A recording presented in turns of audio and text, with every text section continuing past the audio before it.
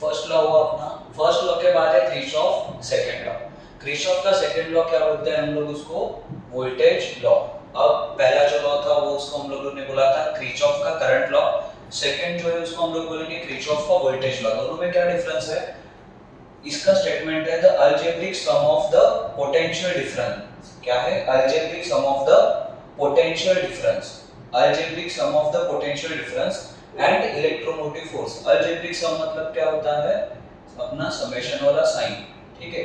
Algebraic sum of किस चीज का, पोटेंशियल डिफरेंस, पोटेंशियल डिफरेंस मतलब V, ओके, प्लस क्या दिया है, sum of potential difference and electromotive force. तो इलेक्ट्रोमोटिव फोर्स के लिए क्या लिखेंगे हम लोग, E इज इक्वल टू 0। अभी यहाँ पे अपने को डालना है initial limit I is equal to 1 से लेके n। यहाँ पे क्या आएगा, I इज इक्वल टू 1 से लेके n, ठीक है। तो इसका जो भी समेशन रहेगा उसका आंसर कितना आएगा, 0। यहाँ पे आपके बुक में क्या दिया है, समेशन ऑफ V के जगह पे आप लोग क्या सब्स्टिट्यूट कर सकते हो, पाई r पर प्लस समेशन ऑफ E, ठीक है। E का सिंबल ऐसे दिया है बुक में, तो आप लोग E लिखोगे या फिर ये वाला सिंबल करोगे, दोनों भी सेम है। याद रखो फर्स्ट लॉ करंट का था, सेकंड लॉ वोल्टेज का है। ये क्वेश्चन आप लोगों को एमसीक्यू में आ सकता है, ठीक है। First law current, second law voltage, ये याद रखो, ठीक है। ये आप लोगों का 2 मार्क्स का क्वेश्चन हो सकता है, explain Kirchhoff law with statement, okay. देखो किरचॉफ लॉ के बाद एक इंपॉर्टेंट टॉपिक है जिसको हम लोग बोलते हैं सर्किट ट्रेसिंग, ठीक है। किरचॉफ लॉ के बाद कौन सा इंपॉर्टेंट टॉपिक है, सर्किट ट्रेसिंग। सर्किट ट्रेसिंग में अगर आप लोगों को ये वाला टॉपिक समझा तो नेक्स्ट जो टॉपिक है व्हिटस्टोन मीटर ब्रिज, वो आप लोगों को समझेगा, ठीक है। तो सर्किट डायग्राम पहले ड्रॉ करो, देख लो अच्छे से। सर्किट डायग्राम में हम लोगों ने क्या किया है, एक लूप बनाया बड़ा वाला, A C D G A। ये जो कंप्लीट एक सर्किट रहता है इसे हम लोग बोलते हैं लूप। अभी ये लूप के अंदर और 2 लूप है, A B F G A। दूसरा कौन सा आएगा, यहाँ से चालू किया तो C B F D C, यहाँ से शुरू किया तो B F D C B, ठीक है। लूप के बारे में समझा। अभी यहाँ पे हम लोग ने 2 बैटरी कनेक्ट किया, एक E1 दूसरा E2, ओके। सर्किट में क्या क्या है, करंट है, रेजिस्टर है, ओके। तो R1 R2 R3 R4 4 resistor है, बीच वाला जो है जिसको हम लोग ने नाम दिया R5। अभी आप लोग देखोगे तो करंट देखो, यहाँ से जो बैटरी 1 से गया था वो करंट है I1 आगे आया, ये I1 यहाँ से भी आया पॉजिटिव टू नेगेटिव। यहाँ पे जो करंट आया उसका नाम क्या रहेगा, I2, क्योंकि ये बैटरी 2 से आया। लेकिन यहाँ पे देखो एक करंट नया मिला अपने को I3। ये I3 करंट क्यों मिला, क्योंकि ये एक जंक्शन बना, जंक्शन में करंट स्प्लिट होता है और नया बन जाता है, ओके। तो यहाँ से I1 गया, यहाँ से अपने को I2 मिला, ये वाला नया करंट यहाँ पे आया, जंक्शन के यहाँ पे वो स्प्लिट हो गया और मिला अपने को I3। तो सर्किट ट्रेसिंग मतलब क्या रहता है, इजी लैंग्वेज में सर्किट ट्रेसिंग मतलब जो डायरेक्शन में हम लोग लूप लेंगे, suppose A B F G A, ये वाला लूप लिया A B F G A, तो ये लूप को हम लोग क्या बोलेंगे, ये क्लॉकवाइज है, ओके। इसलिए मैंने एरो कैसा बनाया, क्लॉकवाइज, इसको बोलते हैं क्लॉकवाइज। अभी अगर हम लोग को करंट लेना है तो अगर लूप के डायरेक्शन में अपना करंट रहेगा, लूप के डायरेक्शन में करंट रहेगा तो वो नेगेटिव वोल्टेज बनाएगा। नेगेटिव वोल्टेज बनाएगा कैसे, जैसे कि हम लोग लिखते हैं loop A B F G A के लिए, फिर आप लोग दूसरे लूप के लिए ट्राई करना, ओके। देखो A B, सबसे पहले क्या आएगा, वोल्टेज, वोल्टेज मतलब V के जगह पे आप लोग क्या लिख सकते हो, V is equal to IR, okay. तो उसके लिए अपने को इक्वेशन लिखना है, कैसे लिखोगे इक्वेशन, इसका डायरेक्शन A to B और करंट का डायरेक्शन सेम है, तो क्या लिखोगे, माइनस I1 R1, ओके। समझा ये माइनस I1 R1 क्यों आया, क्योंकि लूप का डायरेक्शन और करंट का डायरेक्शन एक ही है। तो ये पहला अपना हो गया माइनस I1 R1। यहाँ से देखो नीचे कौन है, I3 R5, I3 और I5, इसका डायरेक्शन और लूप का डायरेक्शन एक है क्या? तो एक ही है, तो क्या लिखेंगे? -I3R5। तीसरा वाला देखो, ये वाला F वाला, F से लेके G तक क्या डायरेक्शन एक है? एक ही है, तो क्या लिखेंगे हम लोग यहाँ पे? -I1R3। ओके, तो ये 3 हो गया।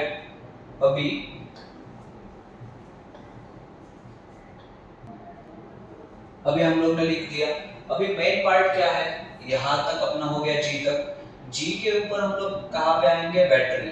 तो अभी ये देखो, अगर ये बैटरी का नेगेटिव टर्मिनल है तो ऐसा याद रखना है कि ये वाला बॉल ब्रेक होता है और हम लोग लिखते हैं पॉजिटिव वाला E1।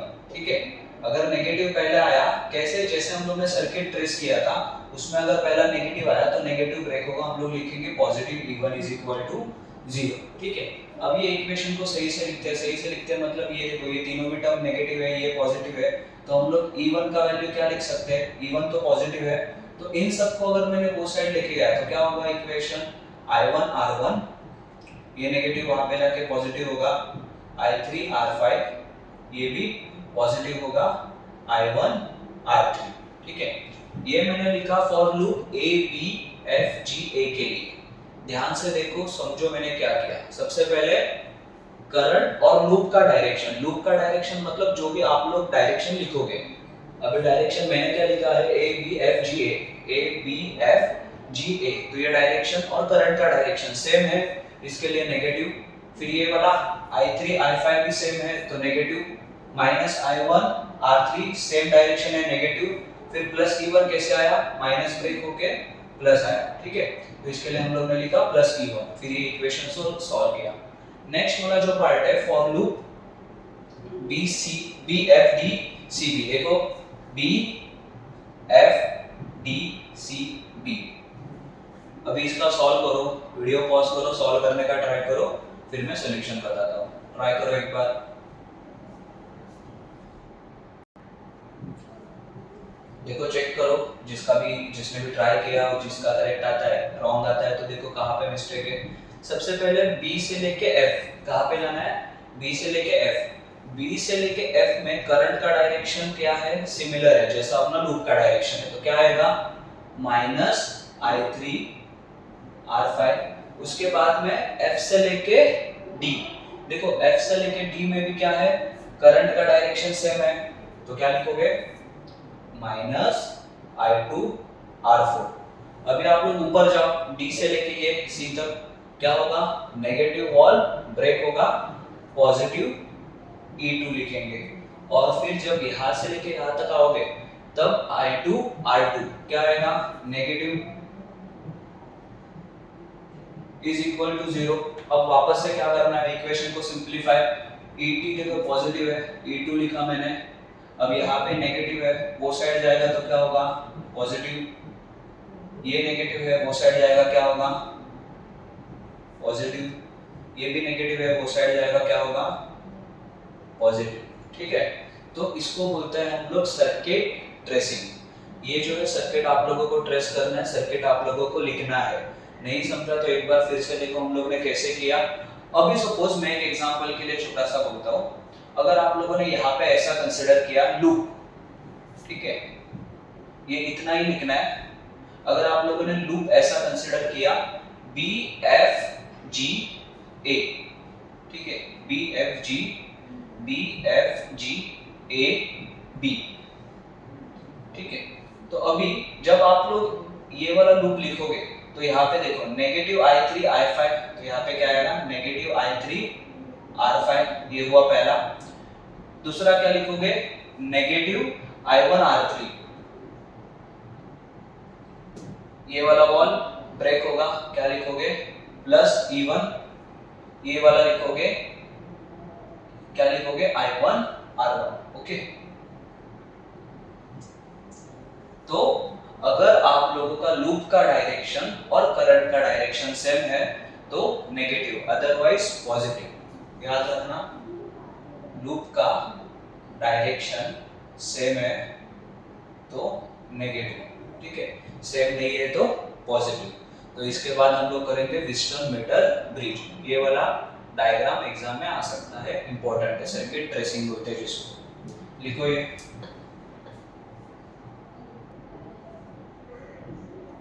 देखो नेक्स्ट और ये चैप्टर का सबसे ज्यादा इंपॉर्टेंट टॉपिक है आप लोगों का व्हीटस्टोन मीटर ब्रिज। ठीक है, व्हीटस्टोन मीटर ब्रिज बोलते हैं, सिर्फ व्हीटस्टोन ब्रिज बोलते हैं। एग्जाम में आपको क्वेश्चन आ सकता है 3 to 4 मार्क्स के लिए।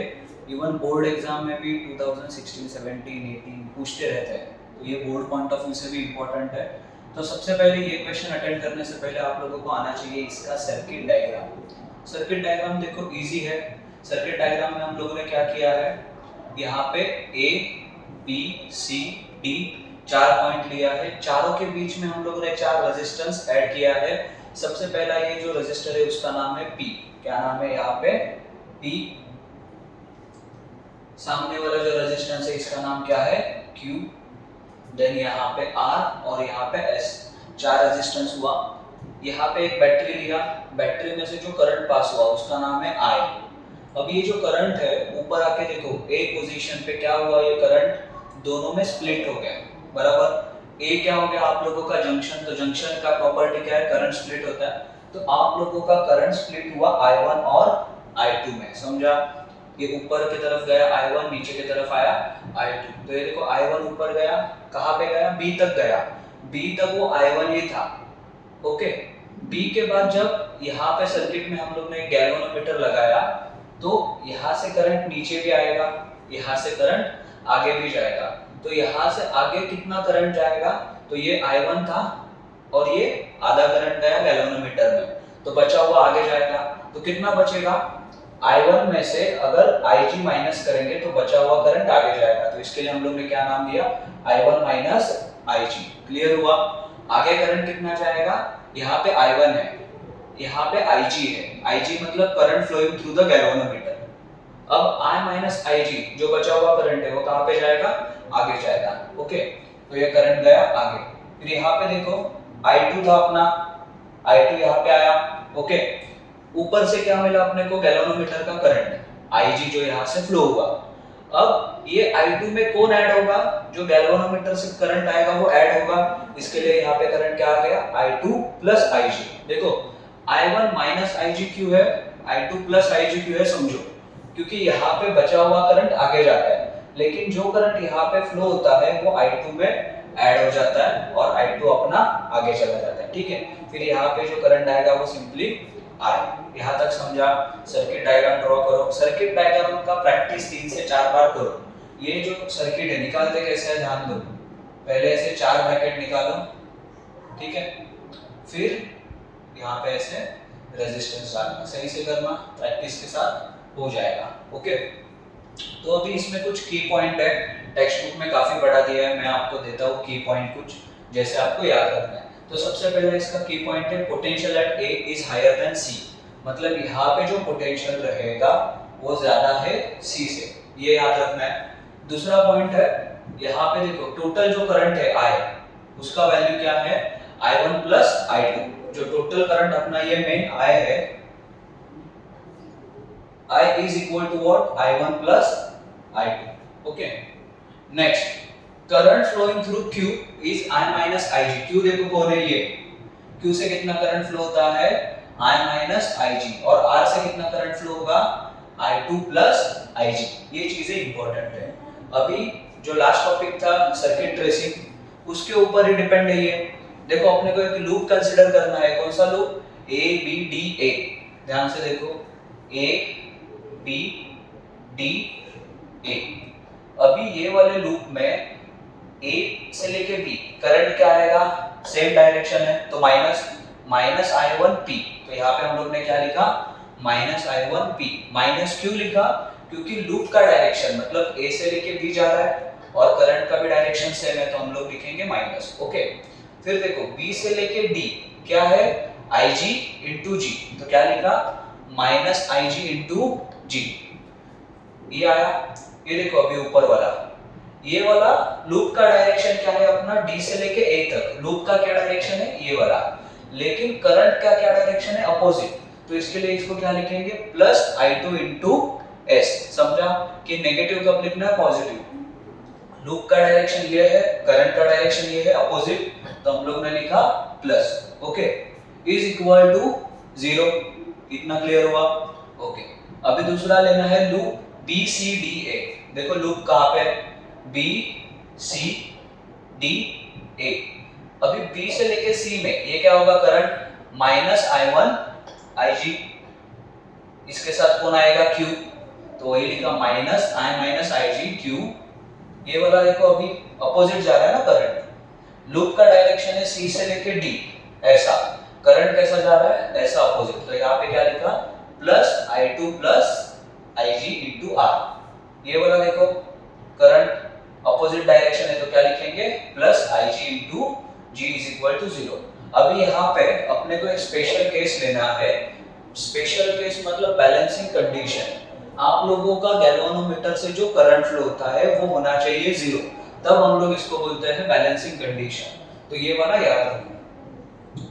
स्पेशल केस में क्या लिया, Ig इज इक्वल टू 0। ये इक्वेशन में अगर हम लोग Ig को 0 कर देंगे तो ये पार्ट चला जाएगा, बचेगा क्या, minus I1 plus I2s is equal to 0। बचा ये minus I1p plus I2s is equal to 0, बराबर। तो इसको हम लोग अगर वो साइड लेके जाएंगे तो क्या बचेगा, नेगेटिव साइन पॉजिटिव हो जाएगा, I1p is equal to I2s। Same इस लूप के लिए, ये वाले लूप के लिए देखो, फॉर लूप BCDA, ये इक्वेशन लिखा, Ig का वैल्यू 0 डालो, ओके। अब Ig का वैल्यू 0 डालने से पहले ये सॉल्व भी करना पड़ेगा, ब्रैकेट ओपन भी करना पड़ेगा। ये ब्रैकेट कैसे ओपन करेंगे, माइनस I Q, ठीक है, यहाँ पे माइनस IG Q, ठीक है। तो ऐसा करके ये पूरा आप लोगों को ब्रैकेट ओपन करना है। ओपन करने के बाद आपके हाथ में क्या लास्ट में इक्वेशन बचेगा, I1Q, ठीक है, plus I2R is equal to 0, okay. यहाँ पे आएगा अपना I1Q। तो ये जो इक्वेशन बचेगा, माइनस है, माइनस साइन को अगर आप लोग 0 के उस साइड लेके जाओगे तो क्या होगा, प्लस होगा। तो अपने पास इक्वेशन आया I1Q is equal to I2R। Equation 1 क्या आया, equation 1 is equal to I1P I2S I1Q I2R। Divide equation 1 by 2, अगर 1 बाय 2 को डिवाइड करेंगे तो क्या आएगा, I1P upon I1Q I2S upon I2R।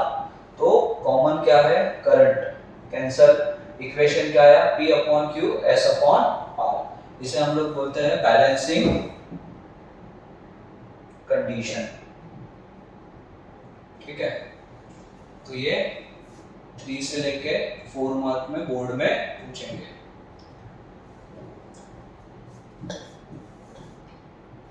ठीक है, इसका जो है प्रैक्टिस करो, थ्योरी लिखने का ट्राई करना, और अगर इसके रिलेटेड कुछ भी डाउट आता है तो आप लोग पूछ सकते हो।